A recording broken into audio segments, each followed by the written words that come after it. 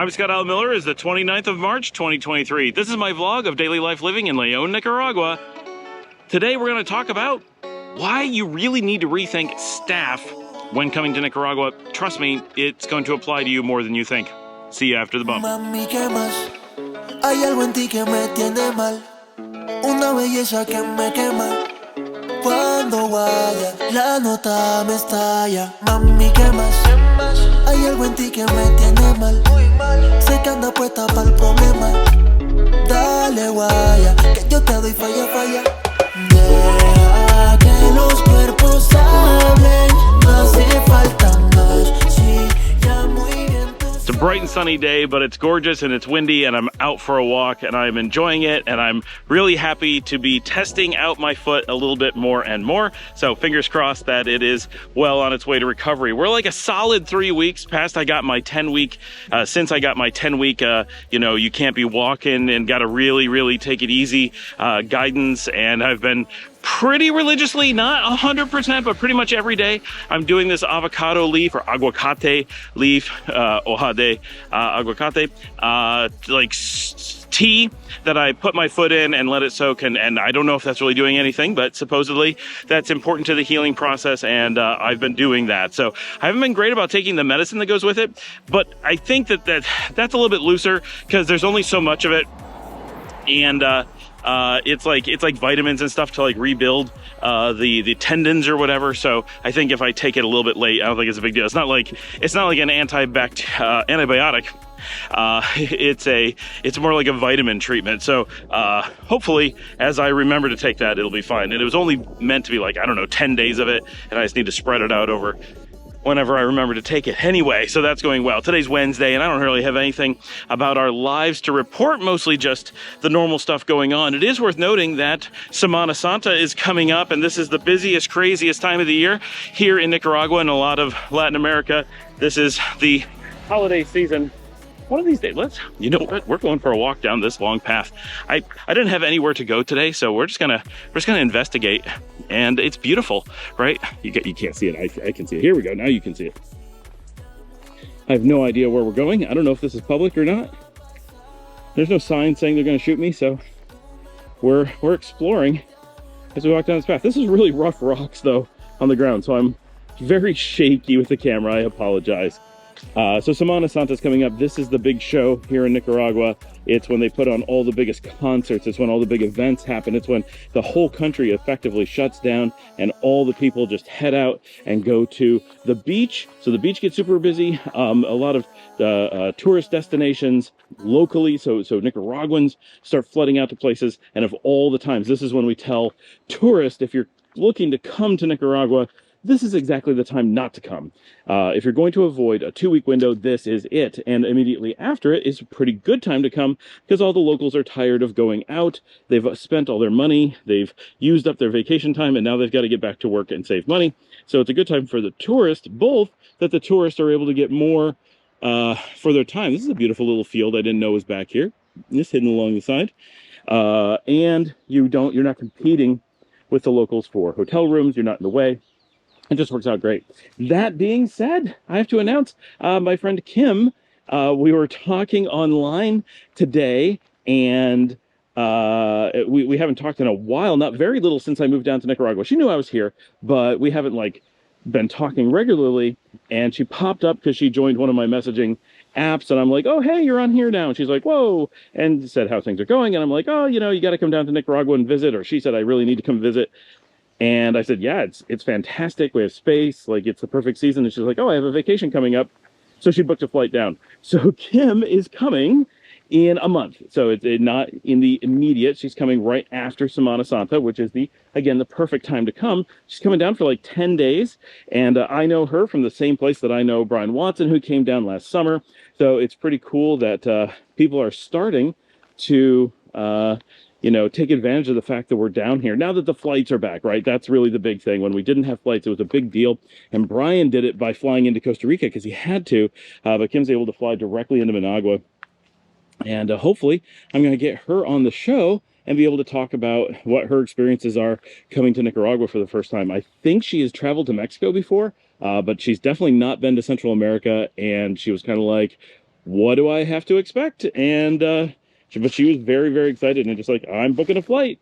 That's all I need to know. And she's on her way, so she will be on the show soon. So I just want to point out, there's like a little path going through. Now there's a fence here. I'm not going to try to go through there, but clearly there's a path that gets used there. And then there's a main path here and a main path here. I'm going to go to the left. Just, I don't know, it looks more interesting, but this is interesting that these are like wide enough for a small car or a truck to make it down.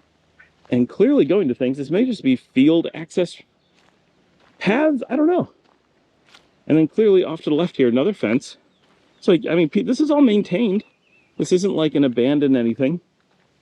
And there's paths back there.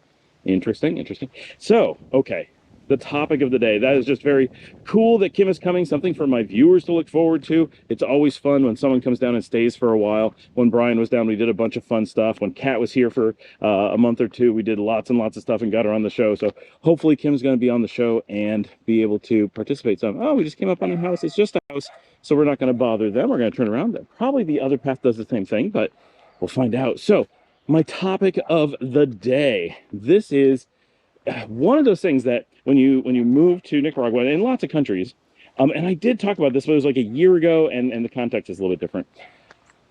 It is coming from North America, especially. The idea that you're going to hire people to do things for you is incredibly foreign. Not that you never do, right? We all know the joke of people trying to do their own plumbing, and you should have hired a plumber, and you ended up breaking everything. And when you flush the toilet, the shower turns on, which of course doesn't really happen, but it's the funny joke in every sitcom. And that rings true in North America because we all know that getting someone to help you with things like getting a plumber is very expensive. It takes a long time. And in many cases, you want to try to do it yourself, whether it's, you know, fixing some plumbing item or doing some new projects around the house or cooking dinner or whatever. It's really expensive to hire people, and there's a lot of overhead to hiring people. There's a big tax overhead. There's a big filing overhead. There's a lot of paperwork you have to do. There's insurance and bonding and all kinds of things that happen when you start to employ people. And it creates this terrible situation where even if you wanted to create jobs, you can't, because the overhead is more costly than you could possibly afford. Anyway, here in Nicaragua, there's a number of factors. One is that pay scales are very low and unemployment is very high. So there's a large number of people who are very anxiously looking for any way to put food on their table. And if you, as an expat moving to Nicaragua, are able to create jobs, that is a really big, important benefit to everyone. It's a benefit to society in general. Every job that you create is a person who is not looking for someone else to support them. Every person that you employ has something to do and a reason to get up in the morning and a place to go, and you know, it gives them a sense of value and income, so they're able to do things, right? All these dogs barking at me. This is the house we came to by the other path. They're like, people don't walk back here. What are you doing? What are you doing? And so there's a really big, important need for job creation. And of course, if you're coming in and building businesses and stuff, that's fantastic. But you as an individual around your house, there's a lot of value that you can add, whether it's just hiring a handyman from time to time or hiring a full-time security guard that's always at your house. Even a little bit helps, but the more you can do, the better, of course. So that's the foundation. Like, it is good to hire people, and every aspect of Nicaraguan society will tell you, like, anything you can do to create jobs is really important and really helpful. It's the biggest challenge in the country. People talk about all the, you know, especially on the forums, everyone wants to jump in and talk about problems with Nicaragua. They're very, very quick to point out issues. And like, well, why are so many people leaving Nicaragua? For one reason. There is one and only one reason that so many people, not every person, but that so many people are flooding out of Nicaragua. There aren't enough jobs. Every job you create is another person who doesn't have to leave the country to find a place to work. Is another person who does not have to leave their family behind to go somewhere else to make enough money to put food on the table. And in some cases, hiring someone may keep several people in the country and not having to leave their families behind, because a single income pays for more than one person to live in many cases. So this is interesting. This appears to be an orchard that we've come upon, and there's barbed wire here, but there's a bigger fence up here. It's so funny to walk down these really, really remote paths and come upon something large, right? Like this is a real gate back here with concrete. Obviously, we're not going to go in there. I'm just going to walk up to it. But what a funny thing to discover after having walked so far. And there's like a slight ravine there that they can burn things, and there's all these dogs.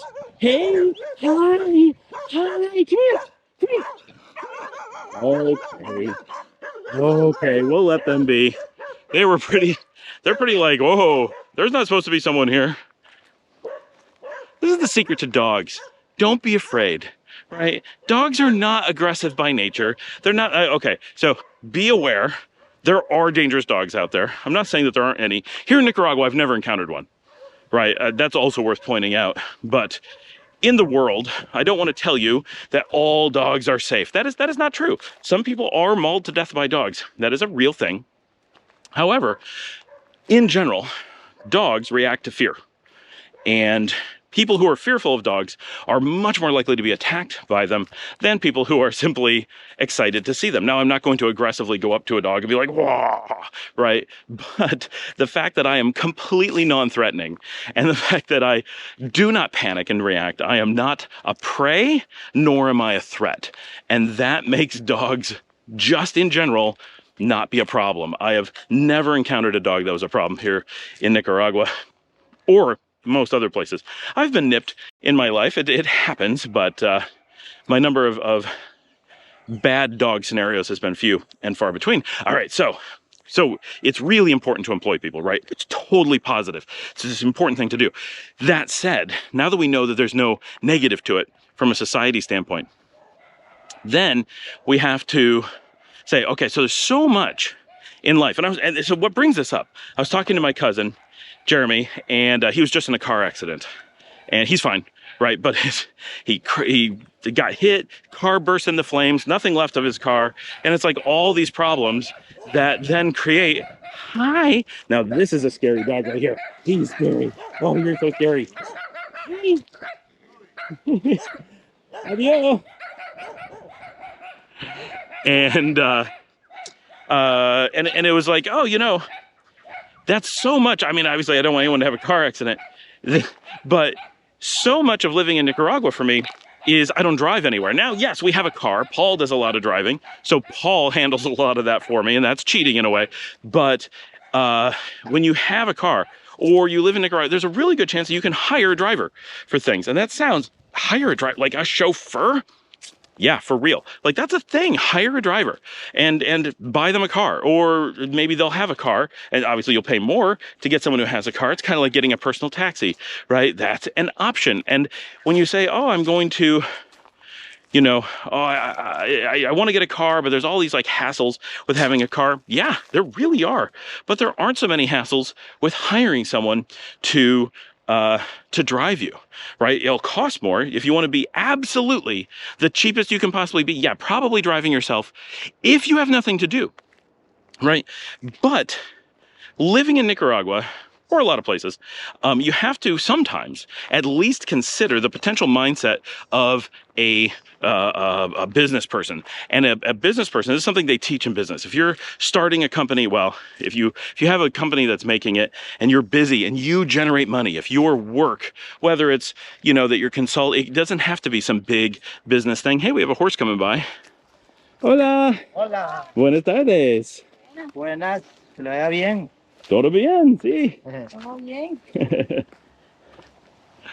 All right, and so sometimes you have to think of yourself as a business person, and as a business person, you say, "Oh, my time has value." Maybe it's, well, I have enough money and I just want to relax. That's value, or it could be, oh, you know, if I wasn't running to the grocery store or dealing with some other errands, I could be working. Now, some people need a break from work, and going to the grocery store is their break, so I'm not discounting that. But for me, or for my cousin Jeremy, for example, we enjoy the work that we do, and having to stop working and go to the grocery store to go pick up pasta and sauce and come back and cook it is a major interruption to our day. It takes a lot of time and it causes stress because we could be working. That work is still in our brains. We're thinking about the things that we wanted to do at work, but we can't because we're out doing this errand, and it's not a fun thing, right? It's not like, well, yeah, you've got to take time off of work. Of course you do, but to do other work is not a great way to take time off of work.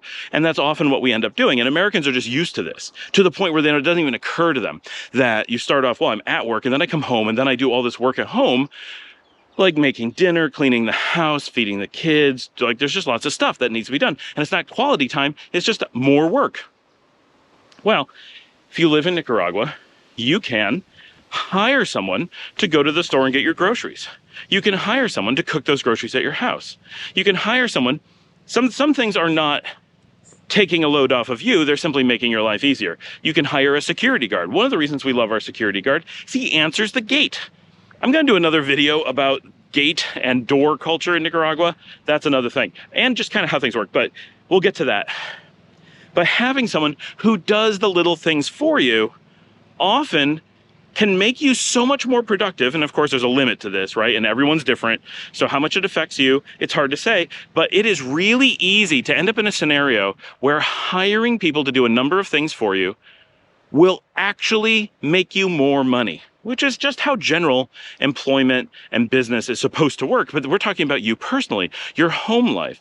But when you start thinking of it like a business, when you start putting that perspective on it, which you kind of have to, especially if you're working here. If you're just retired, yeah, it may not work out that way. And then it's just what do you want to pay to have people do or not? But for like me, every little thing is a huge interruption. It is a problem if I have to answer the door. It is a problem if I have to cook food for the kids. It is a big problem if I need to get a taxi and go to the grocery store, do the grocery shopping, and bring it home. I lose hours. All of those hours are hours I could be using making the show. They are hours I could be using doing work for clients. Trust me, I have a backlog of work for clients. I literally have like 20 to 30 hours that I wasn't able to get to over the last 2 weeks, that if I had 20 or 30 hours to do nothing but sit at my desk and work, I could do and get paid for, because I get consulting hours. And that is a decent amount of money. I mean, it's not an endless, right? I can't just do it for forever. I can't be like, do every single thing for me and I'll just have endless work to do. But for a lot of people, that is the case. And if I was able to do that and be productive, and even if I didn't have billable hours for clients, I could be doing projects that potentially build a new business for me. Right? For me, I work in software. So we could go out and make new software. If I had the time to go out and make new software, I could make new products for our customers if I had the time to do that. So sending people out to do errands and do tasks for me actually does a lot to make me more productive. Because it's not just, oh, well, it took me 2 hours to go to the grocery store and come back and cook dinner. Well, so I lost 2 hours. It's not like that.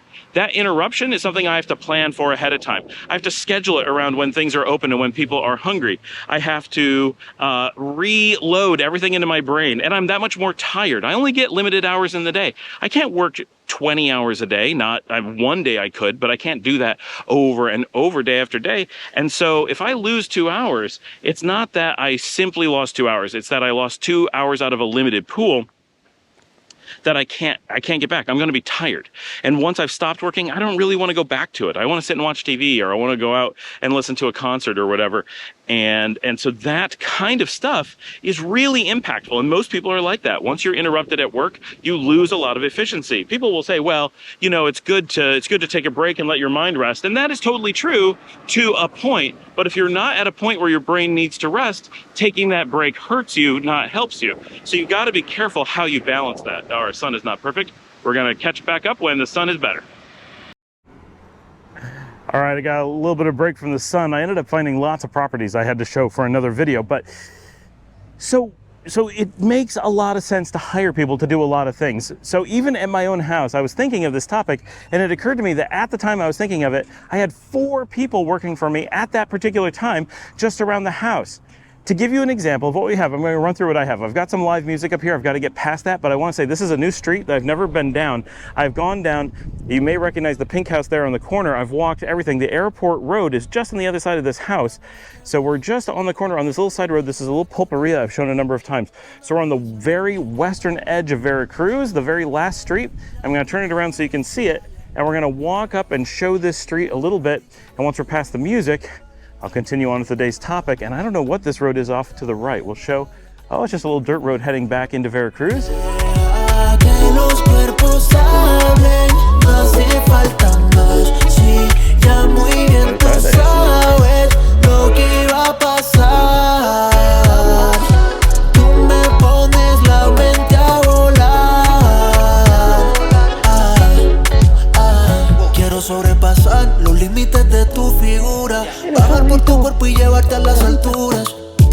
Sería una experiencia religiosa. El tema aún es otra cosa. Sigue perreándome así como si el mundo llegara a su fin.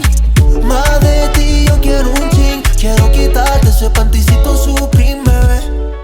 Te tengo una propuesta. Y en tu mirada ya puedo ver la All right, now we have been down this road previously, but we did it from down here. This is the road that runs north-south next to the airport, but we've never done it from the very top of it before, and we actually came in just a little bit in front of me. So we're doing a little tiny piece of it that we haven't done before, but that is all. So you kind of know where we are, and I think we may head down this little dirt road on the side to explore, but I'll just turn the camera around so you can see. That goes south by the airport. That's the road we came in on, I think, previously. We're gonna head this way over to the next street. So I'll turn you back around so you can see my lovely face. So at the time that I was thinking about making this video, it occurred to me that I had one. So most importantly, I have a major domo. Most people won't need that, but for us, we found that it's really helpful. She oversees the entire house and manages the rest of the staff. So you could think of it kind of like a butler in the old sense, like you had someone who oversaw all of the staff. And we have so many staff for so many reasons that it actually makes sense to have a major domo. They handle a lot of the more complex things and they manage everyone, because we actually find that managing everyone takes a bit of time. We then have a chef. She works full-time. She's 6 days a week, like 8 hours a day, makes 15 sets of meals, which includes feeding the rest of the staff. So not only do we feed ourselves, but we feed the staff. So that's a lot of cooking. If we had to go out to eat, that would be expensive. It took us a while to get that process up and running. She also handles the grocery shopping, but now that that stuff is being handled, the cost of eating and everything is going way, way down. Hola, buenas tardes. So it's much more cost effective because we're not going out to restaurants all of the time. For just normal everyday things, we are able to eat at home a lot more often. And it's not just that we're able to eat at home and that is good. It is that we are able to eat at home and the kids are able to order food whenever they want. It doesn't take a bunch of time from us, because one of the problems that we have consistently is that we don't have the time to make the food for them or whatever. And that takes away from work. So I'll end up losing an hour at work because I'm coordinating food for the kids. Having the chef that's able to do that makes things so easy. And if for some reason they can't communicate with the chef, they can communicate with the major domo, and she takes care of getting food ordered or whatever. We then have a handyman or a maintenance guy, and he does a ton of stuff: installing air conditioners, fixing electrical, running cables, fixing the gates, working on the pumps, going to the store, getting hardware stuff. There's almost always something that needs to be done around the house, and we don't use him full time. We probably use him about a quarter of the time at most, and he works for the hotel. So for us, it's handy that we have someone we're able to split between the two, but having someone to do that stuff is a really big deal. And if we didn't have him, it would be a lot of us running around trying to figure things out, and a lot of time spent shopping, a lot of time, and I don't do maintenance items. It would be Paul doing that, but it would still be a lot of work and stuff that we could be spending time much more usefully doing something else, and we'd be stressed about it. So taking away that stress, getting it done the Nicaraguan way is also a big deal, because we don't know how they would do it here. We don't know what materials they use. We're not sure which stores are best to go to. There's a lot of things we don't know. We could figure it out. I'm not saying it's impossible, but because we're working professionals, we could put that time towards a lot of other things that generate a lot more revenue and allow us to pay more people. And so by hiring people, we're just doing so much more good here, and it's so much better for us. Things are getting fixed better than if we did it. They're getting fixed much faster than if we did it, and they're getting fixed much more cheaply than if we did it. Really, everyone's paying for themselves in the work that they do. We also, of course, have a maid. Now, she's not full-time, she's half full-time. So 3 days a week is full-time here, is 6 days a week. So she does 3 full days, Monday, Wednesday, Friday, and that makes the house pretty much clean all the time. When she's not there, our chef spends some time in between meals doing some light cleaning, and once in a while, our major domo does a little bit of cleaning as well, especially if it's the weekend. It just makes sense. So with all of that, we have people. So one of the great things is around the house, we have adult working professionals around the house all day, every day, sometimes just one, sometimes 3 or 4. So the amount of time that there is someone watching over the dogs, watching over the kids, and just providing that general security of there being eyeballs on the property is a big deal. If you leave a property completely unattended, of course, that invites people to just kind of wander in. It also invites dogs and raccoons or whatever to wander in. Hola! And so that's not necessarily something you want for large periods of time. Having people at the house means we can leave it wide open. We can walk in and out whenever we want. We know that the house is being watched over. We know that if someone rings the gate, someone's going to go answer it.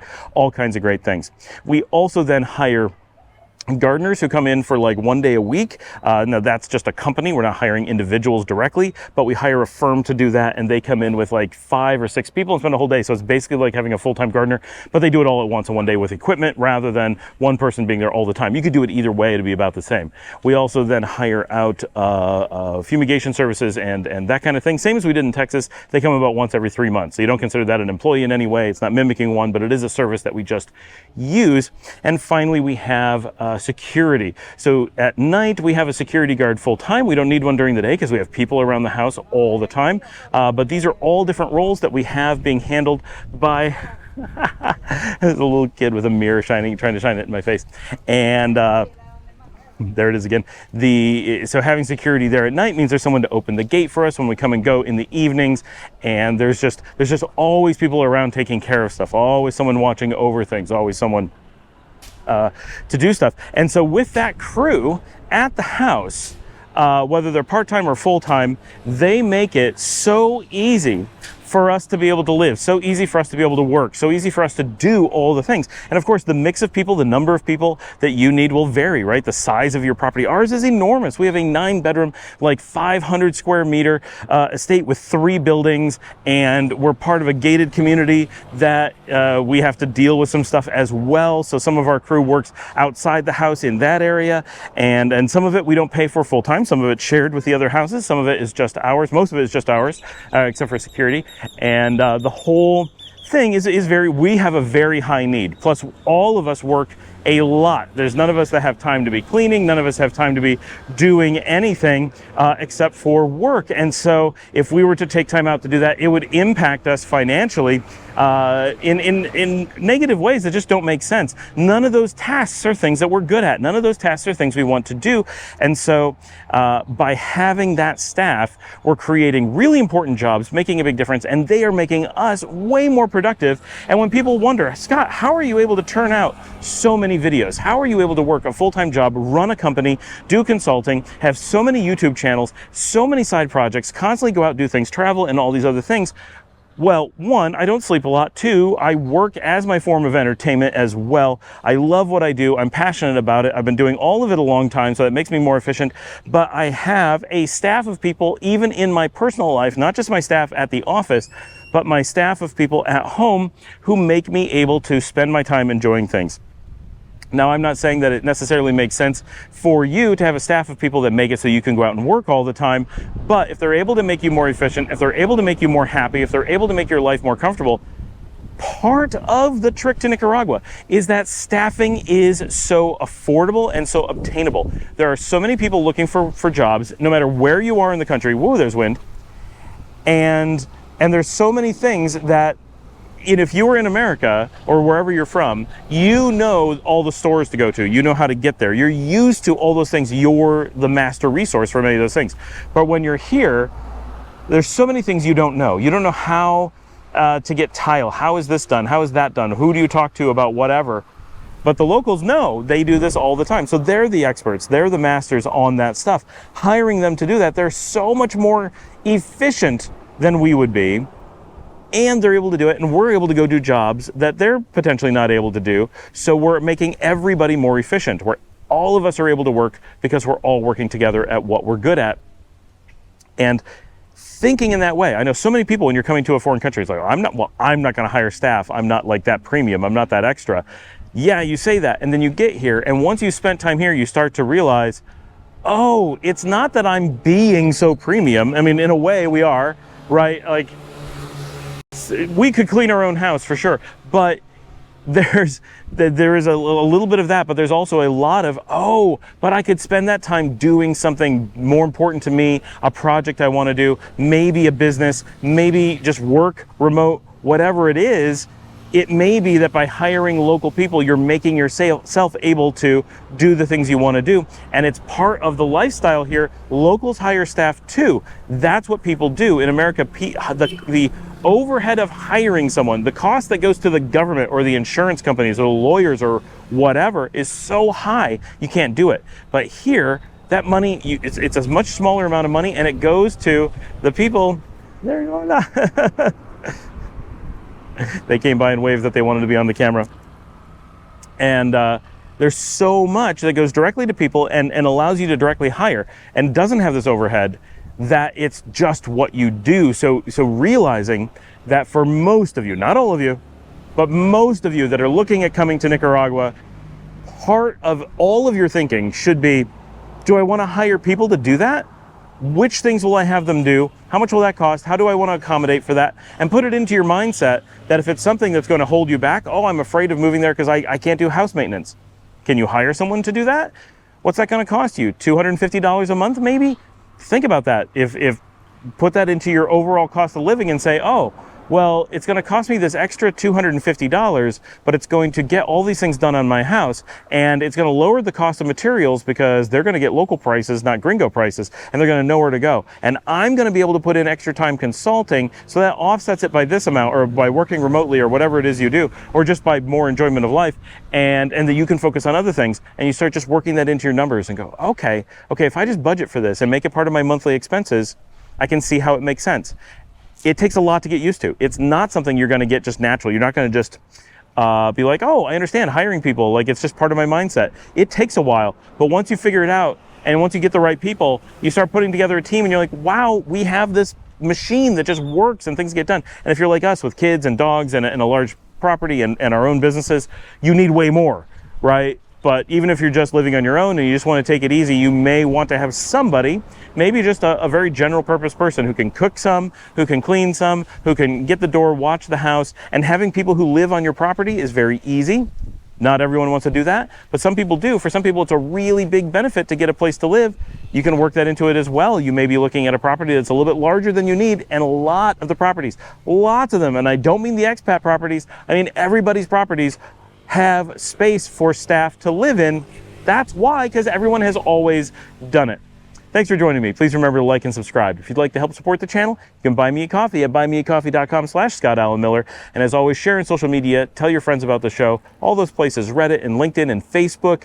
We need to get the word out about the show. And we've had amazing growth this week. Thank you to everyone who has helped make that possible. And I will see all of you tomorrow.